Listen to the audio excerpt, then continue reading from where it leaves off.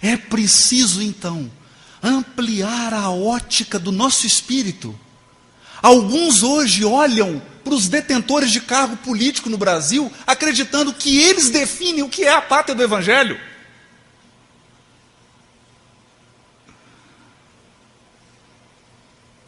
Meus amigos, esses são coadjuvantes. Eu vou dizer quem são os atores principais da pátria do Evangelho. Eurípides Barçanufo, Chico Xavier, Bezerra de Menezes, Ivone Pereira do Amaral, Divaldo Franco. E Dona Maria, Seu José, Sebastião, Antônio, anônimos. Anônimos. Por que que esses não são os personagens principais? Para onde nós estamos olhando? Para o lugar errado?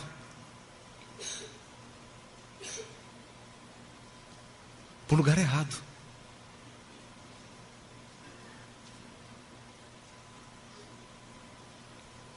É preciso, então, reconhecer que na época do Cristo, mais de 1000 tinham o nome de Jesus.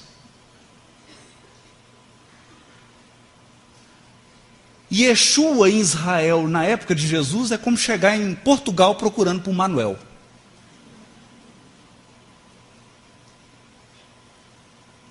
Ninguém notou. Ninguém notou. Simão Pedro, o de Cafarnaum? Quem notou? No livro Crônicas de Além Túmulo, primeiro livro ditado pelo espírito Humberto de Campos a Chico Xavier, narra um encontro aqui, na Praça Raul Soares. Na Praça Raul Soares, cheia de espíritos. Humberto de Campos chega, e havia lá alguém na multidão, ninguém percebeu quem era. Até hoje. Ele olhou, viu as vestes de israelita, achou curioso, se aproximou, falou: olha, você é um espírito israelita? Ele: sim. Como é que é seu nome? Simão Pedro. Ele: de patrocínio? E ele respondeu: não, de Cafarnaum. Ele: o Simão Pedro, o apóstolo. O apóstolo? Sim. Mas o que o senhor faz aqui, na Praça Raul Soares? O senhor veio para o concílio? Não, eu vim visitar a obra de Ismael.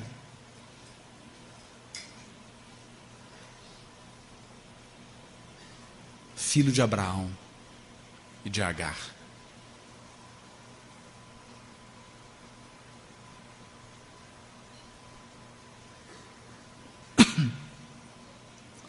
E hoje,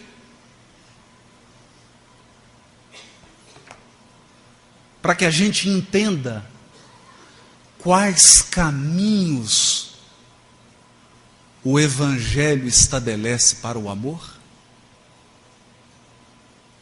quais caminhos o Evangelho estabelece para o amor, é preciso dizer: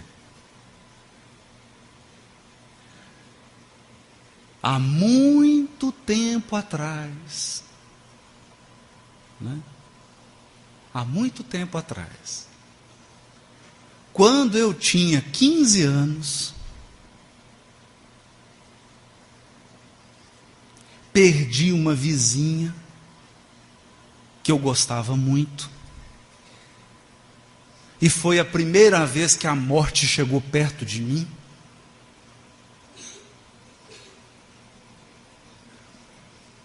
E eu me desesperei.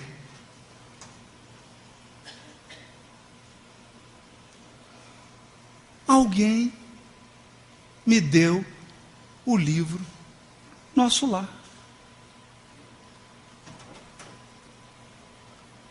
E hoje estou eu aqui, falando no primeiro congresso da Aliança Municipal Espírita. Mas quem me deu o livro Nosso Lar também está aqui, é o Elcio. Levanta aí, Elcio, para o pessoal te ver, por favor.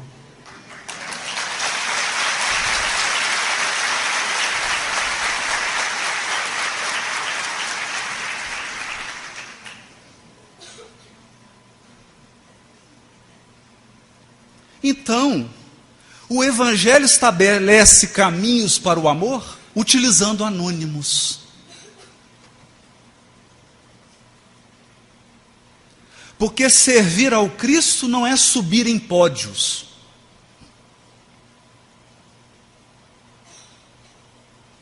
Nós não somos artistas.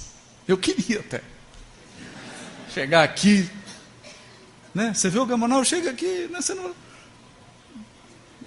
vozeirão, né, Simão? Se eu cantar aqui, vai todo mundo embora, né? Os servidores do Cristo, que estão na sua obra de amor, passam ocultos e anônimos, fazendo aquilo que alguns consideram pequenos atos. Porque você pode considerar pequeno dar um livro Nosso Lar para alguém. Para mim é muito grande esse ato.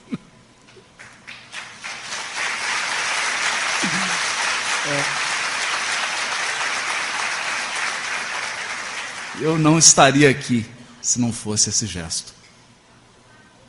Graças a Deus. E ao Elcio, né? Por isso Jesus diz para Madalena: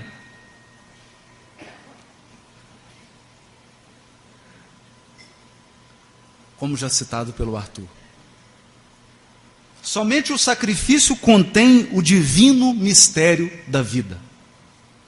Viver bem é saber imolar-se. Acreditas que o mundo pudesse manter o equilíbrio próprio tão só com os caprichos antagônicos e por vezes criminosos dos que se elevam à galeria dos triunfadores?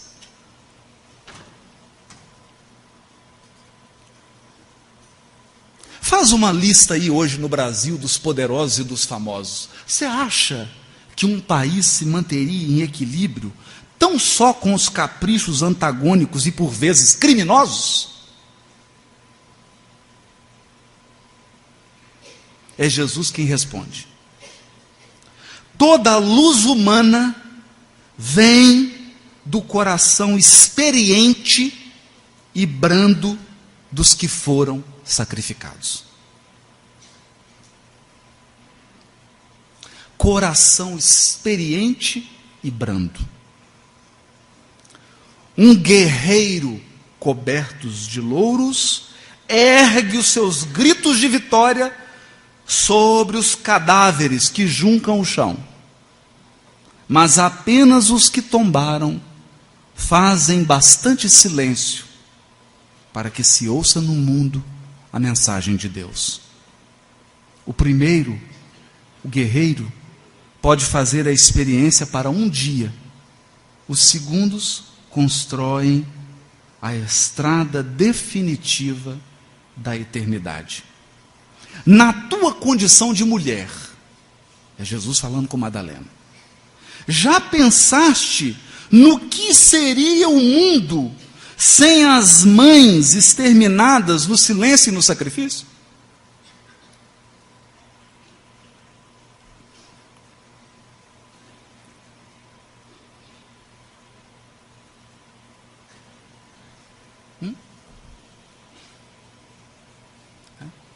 Quem foi a mãe de Napoleão?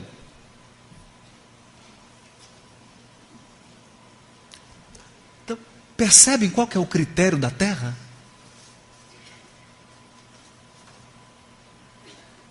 Qual que é o critério da terra?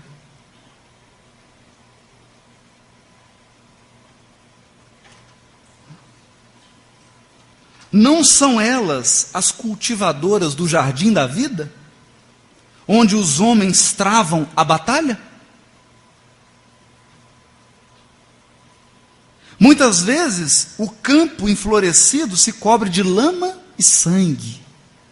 Entretanto, na sua tarefa silenciosa, os corações maternais não desesperam e reedificam o jardim da vida, imitando a providência divina que espalha sobre um cemitério os lírios perfumados de seu amor.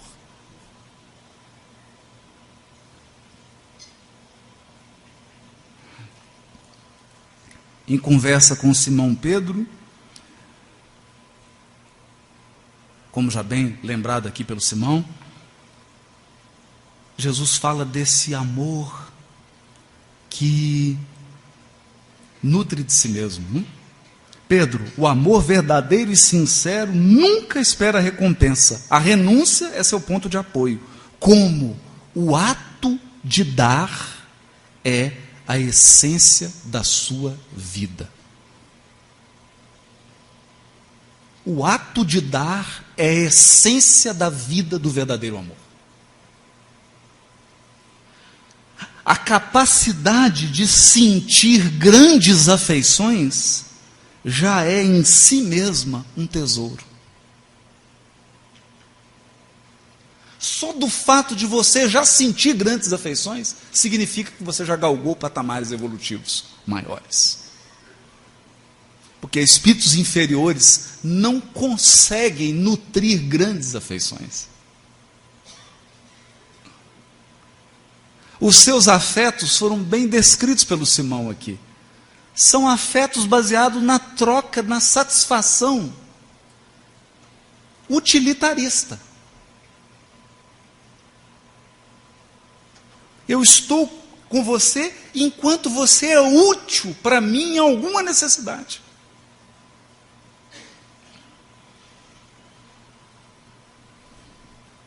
Como diz o poema de Drummond, Ciranda.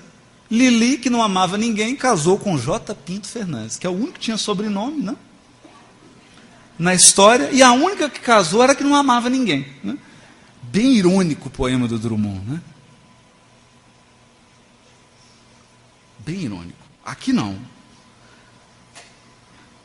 Aqui o Cristo vai ponderar. A compreensão de um amigo deve ser para nós a maior recompensa. Todavia, quando a luz do entendimento tardar no espírito daqueles que amamos, deveremos lembrar-nos de que temos a sagrada compreensão de Deus, que nos conhece os propósitos mais puros, ainda que todos os nossos amigos do mundo se convertessem um dia em nossos adversários, ou mesmo em nossos algozes, jamais nos poderiam privar da alegria infinita de lhes haver dado alguma coisa.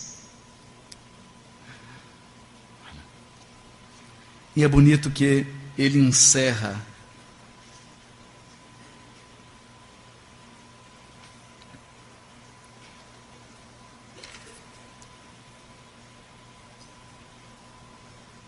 esse capítulo assim: Jesus, entretanto, ensina as criaturas nessa hora suprema a excelsa virtude de retirar-se com a solidão dos homens, mas com a proteção de Deus.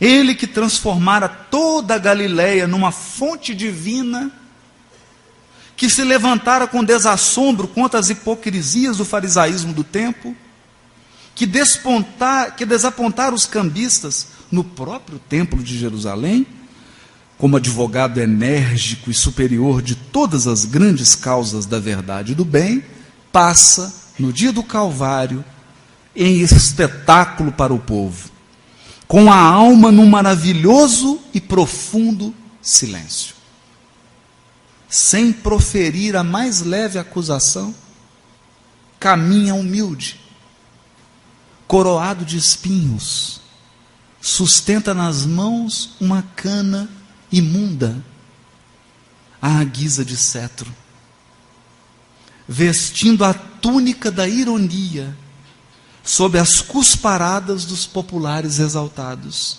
de faces sangrentas e passos vacilantes, sob o peso da cruz, vilipendiado, sem articular uma queixa. O governador espiritual do orbe foi tratado com uma mais profunda ironia e crueldade. Porque acreditem, os verdadeiros autores intelectuais disso aqui não têm seus nomes mencionados no Evangelho, porque eram espíritos que ainda dirigem o mundo.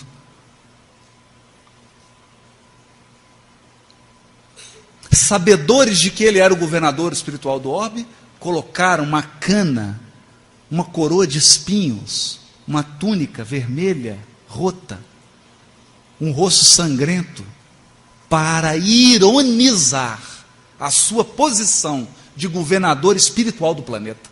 Ironizar.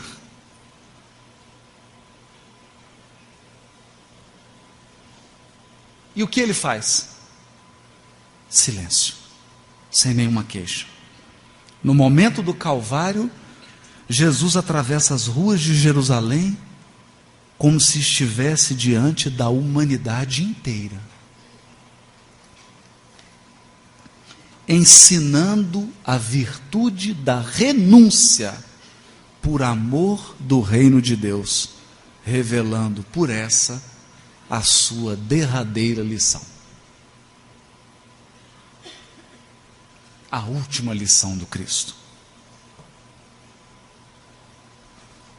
Por isso, nos adverte Emmanuel: cuidado. Não compare um Cristo a um filósofo. Não compare o Cristo a um revolucionário. Não compare o Cristo a um líder político. Não compare o Cristo a um fundador de movimento religioso. Porque nenhum desses tomou uma cruz e se imolou por renúncia.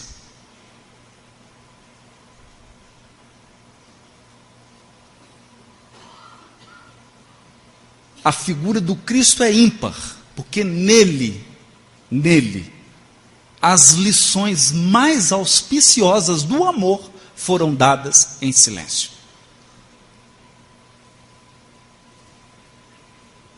Mas esses textos não são para exaltar a tristeza,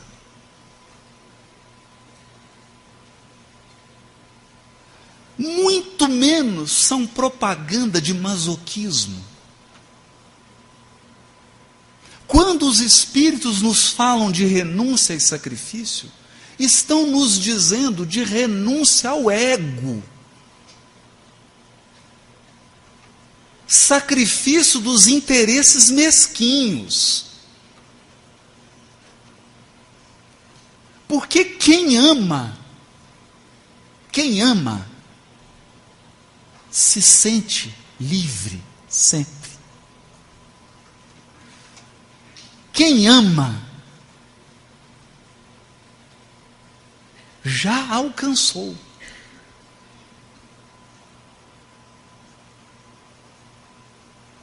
Quem ama está na profunda paz, na paz do autodomínio.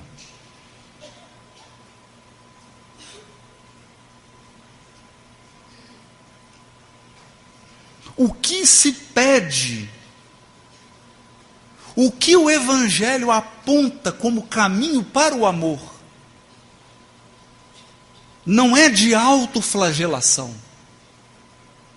é de abandono do egoísmo.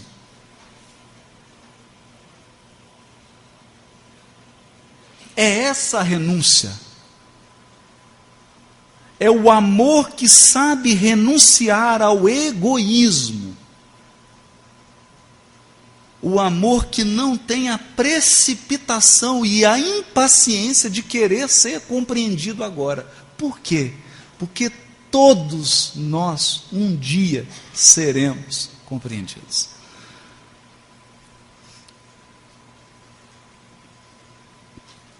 todos nós seremos compreendidos. E eu queria então, já que o Evangelho não é uma simples mensagem filosófica, o Evangelho é uma proposta de regeneração planetária e do mundo íntimo, dizer,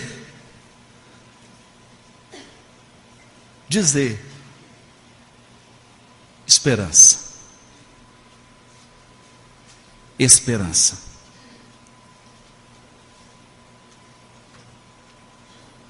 Não se perturbe o vosso coração. Credes em Deus?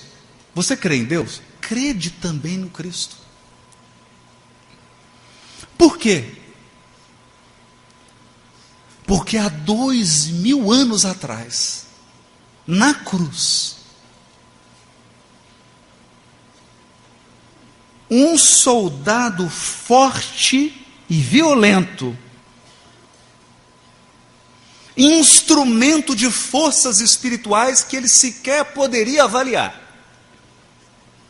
foi capaz de perfurar o peito de Jesus com uma espada.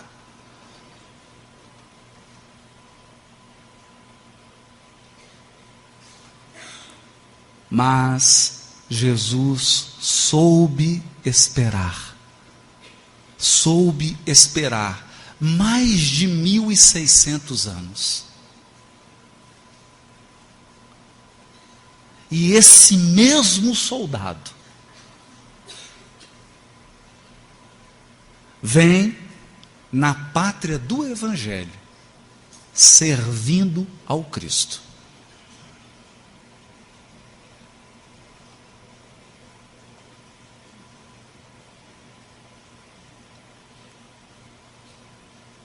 E antes de encarnar, como Dom Pedro II, está no livro Brasil, Coração do Mundo, Pátria do Evangelho, o Cristo o adverte: chegou a hora da tua redenção. Mas resumindo, Jesus lhe diz: você vai experimentar agora, nessa encarnação, tudo que eu experimentei quando você me perfurou com a lança. Você dará tudo e passará para a história como um medíocre.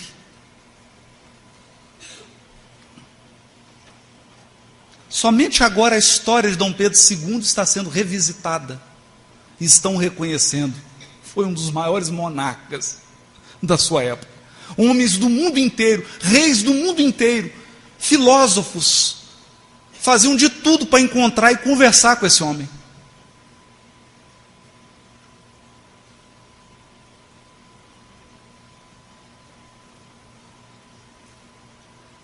Passou como incompreendido. Quase foi expulso.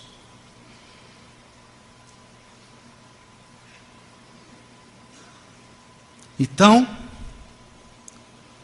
há uma caravana de luz em curso na terra.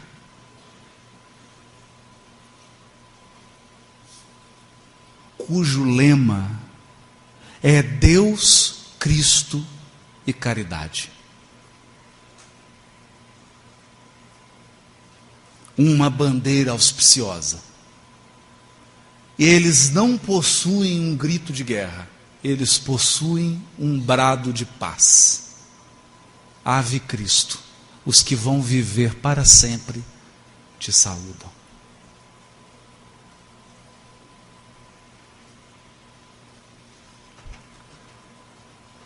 Faça parte também. Que nós possamos integrar essa caravana. Cada um na sua esfera de trabalho, fazendo pelo Evangelho aquilo que nos compete. Porque somos simples servos, imperfeitos. Mas o Senhor multiplica as nossas possibilidades. Ave Cristo.